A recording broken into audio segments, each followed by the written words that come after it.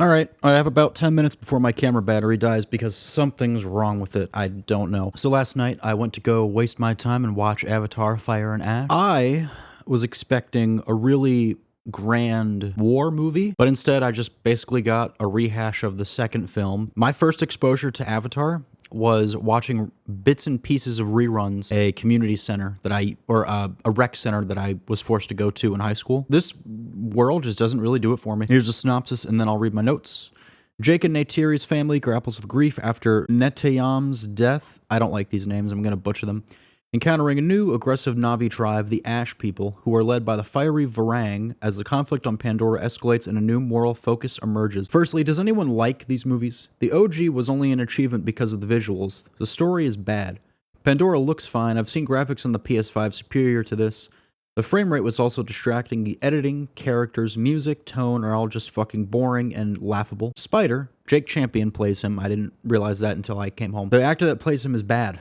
Can't take him seriously. Why is Sigourney Weaver voicing a teenager? It's all weird and their deliveries are just atrocious. I've never heard so many cuz and bros in anything before. Again, why do people like these? They're annoying and tired. Some of the action camera work wasn't terrible. That's the only praise I can give. My objective was to do a double feature.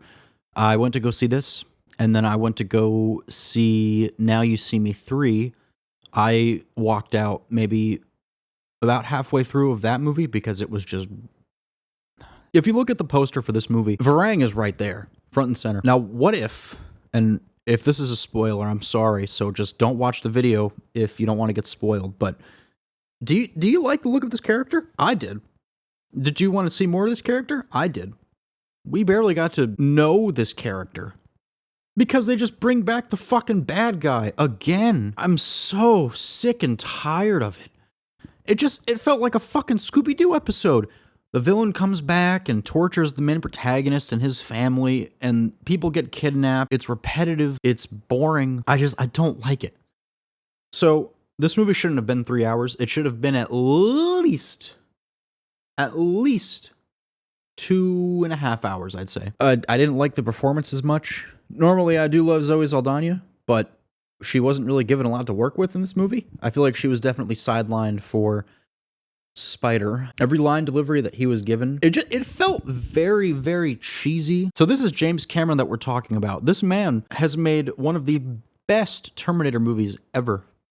Well, of the two. I do like Salvation. He is now devoting his entire career, it feels like, to making blue people, and I don't care. I just want something better. It's just, the music is cheesy. I'm glad they didn't use any pop songs, thank God. Like, Now You See Me 3 did that, but I don't know. It just feels like it's a Fast and Furious for a new generation, if that makes any sense. I'm not a fan.